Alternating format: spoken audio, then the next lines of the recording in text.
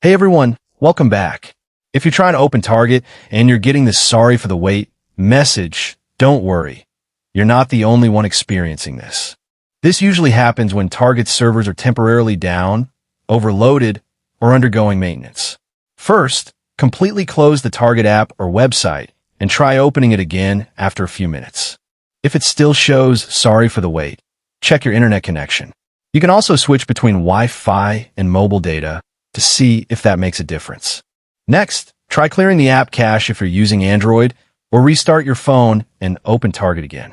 If none of these methods work, the problem is most likely on Target's side. In that case, there's nothing you need to change on your device. Just wait until the servers are back online.